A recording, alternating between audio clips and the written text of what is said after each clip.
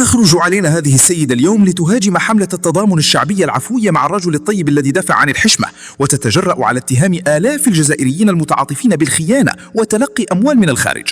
لكن قبل أن نصدق دروسها في الوطنية، دعونا نكشف لكم الحقيقة المدوية التي تفضح نواياها. اليوم حبيت نهضر على الشيء اللي صاير في مواقع التواصل الاجتماعي، وخروج آلاف خرجوا خاصة بعد ما تم يعني اعتقال هذاك السيد اللي يتحدث على الطفلة الصغيرة بكلمات بذيئة كيهزوه البارح.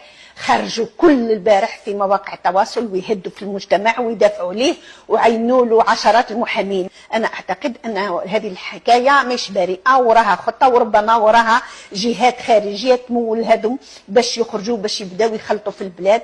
لو كان بيدك إزالة مادة من الدستور الجزائري، ما هي؟ أزيل مادة الإسلام دين الدولة. هذه المدافعة الشرسة عن استقرار البلاد هي نفسها التي صرحت علنا على الشاشة أنها تتمنى حذف المادة التي تنص على أن الإسلام دين الدولة من الدستور الجزائري. نعم، كما سمعتم، من يكره هوية هذا الشعب ويحارب دينه لا يحق له إعطاء دروس في الوطنية أو مهاجمة من يغار على أخلاق أبنائنا. بارتاجي المقطع بقوة لتسقط الأقنعة وليعرف الجزائريون حقيقة من يحاربون الفضيلة في مجتمعنا.